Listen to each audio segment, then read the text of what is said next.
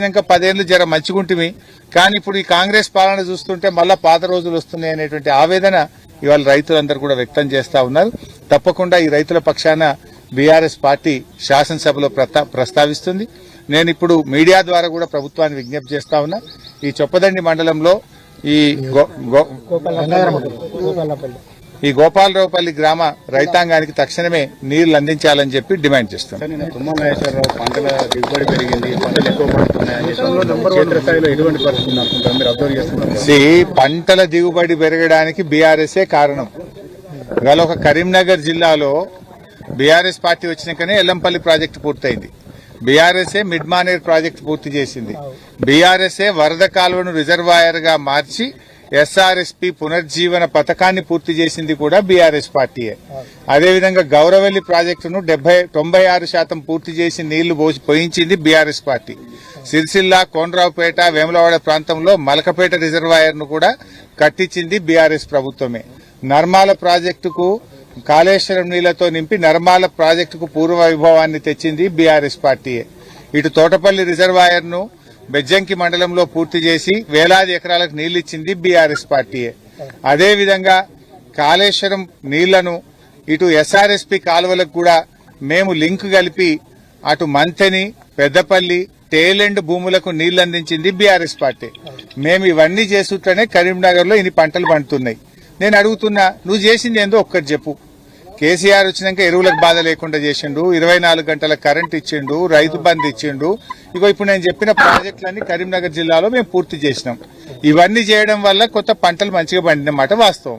కాంగ్రెస్ వచ్చిన 2.5 సంవత్సరాల్లో మీరు చేసింది ఏమన్నా ఉంటే చెప్పండి. ఓ చెరువు కట్టినరా, ఓ చెక్ డ్యాం కట్టినరా, ఓ ప్రాజెక్టు కట్టినరా, ఓ కాలువ తవ్వినరా? మీరు చేసింది ఏందో ఒక్కటి చెప్పండి. మీరు చేసింది ఉన్నది ఏమున్నది అంటే 3 సార్లు రైతు బంధు ఎగ్గొట్టిండ్రు, సగం మందికి రుణమాఫీ ఎగ్గొట్టిండ్రు, మంచిగచ్చే ఎరువులను రాకుండా చేసిండ్రు, పోయిన యాసంగిలో బోనస్ ఎగ్గొట్టిండ్రు. ఉన్నదాన్ని ఇచ్చగొట్టింది తప్ప కొత్తగా మీరు చేసింది అయితే ఏమీ లేదు.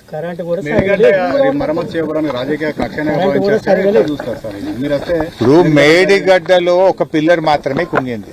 కాళేశ్వరం అంటే 3 బ్యారేజీలు, 203 కిలోమీటర్ల టనలు, 18 రిజర్వాయర్లు, 16 సబ్స్టేషన్లు, 1530 కిలోమీటర్ల కాలువలు, ఇదంతా కలిపితే కాళేశ్వరం. ఇవన్నీ మంచిగా ఉన్నాయి, బ్రహ్మాండంగా. మిడ్ మానేర్ నిండా నీళ్లు లేవా? అవి కాళేశ్వరం కాదా? రంగనాయక సాగర్లో లేవా? మల్లన్న సాగర్లో లేవా? కొండపోచమ్మ సాగర్లో లేవా? ఎక్కడ లేవు నీళ్లు? అవన్నీ కాళేశ్వరం నీళ్లే. వాటి కింద లక్షల ఎకరాల్లో పంట పండుతుంది. గా మేడిగడ్డ ఒక పిల్లర్ మరమ్మతు చేయడానికి ఇంత 2.5 సంవత్సరాల నుంచి ఎందుకు ఆలస్యం చేస్తా ఉన్నావు? ఎందుకు రైతుల ఉసురు పోసుకుంటున్నావు? ఇప్పుడు ఇంత ఎండల్లో కూడా గోదావరిలో మేడిగడ్డ కాడ నీళ్లు పోతున్నాయి. ఆ పిల్లర్ మరమ్మతు చేస్తే ఆ నీళ్లు తెచ్చుకొని బంగారం వాళ్ళ రైతులకు నీళ్లు ఇవ్వచ్చు కదా. ఇలా గోపాలరావుపల్లిలో పంటలు ఎందుకు ఎండాలి? ఇలా ఎల్లంపల్లి ప్రాజెక్టులో నువ్వు మోటార్లు ఆపుతావు ఎందుకు? నీకు హైదరాబాద్ మంచినీళ్ళు తీసుకుపోవాలి, రామగుండం ఎన్టీపీసీకి నీళ్లు ఇవ్వాలని బంద్ చేస్తావు. అదే మేడిగడ్డ మరమ్మతు చేసి ఉంటే ఇప్పుడు మేడిగడ్డకెళ్ళి ఎప్పటికప్పుడు ఎల్లంపల్లికి నీళ్లు దేవస్తుండే. ఎల్లంపల్లిలో మోటార్లు నడిస్తే నారాయణపూర్లో మోటార్లు నడుస్తుండే. ఇప్పుడు ఎల్లంపల్లి బంద్ పెట్టినావు, నారాయణపూర్లో 2 మోటార్లు నడిచే కాడ 1 మోటార్ నడిచే వరకు ఇవాళ గోపాలరావుపల్లిలో పంటలు ఎండిపోతున్నాయి. దీనికి కారణం నీ మూర్ఖత్వం వల్ల, కక్ష వల్ల, నీ పగ వల్ల. బీఆర్ఎస్ మీద కోపం ఉంటే రైతులు ఎందుకు తిప్పలు పెడుతున్నావు? నువ్వు కేసీఆర్ మీద కోపమో బీఆర్ఎస్ మీద పగబడితే మమ్మల్ని చూసుకో, మమ్మల్ని జైల్లో పెట్టావో పెట్టుకో. కానీ ఈ రైతుల ఉసులు ఎందుకు కోసుకుంటున్నావు? ఆ మోటార్లు ఎందుకు బంద్ పెడతా ఉన్నావు? ఈ పంటలు ఎందుకు ఎండబెడుతున్నావు అని చెప్తున్నా. నీ పగ ప్రతీకారాలు కాదు, నీకు అధికారం ఇచ్చింది రైతుల కోసం, ప్రజల కోసం, మేలు చేయడం కోసం ఇచ్చిండ్రు. గా పని చేయాలని చెప్పి విజ్ఞప్తి చేస్తాను.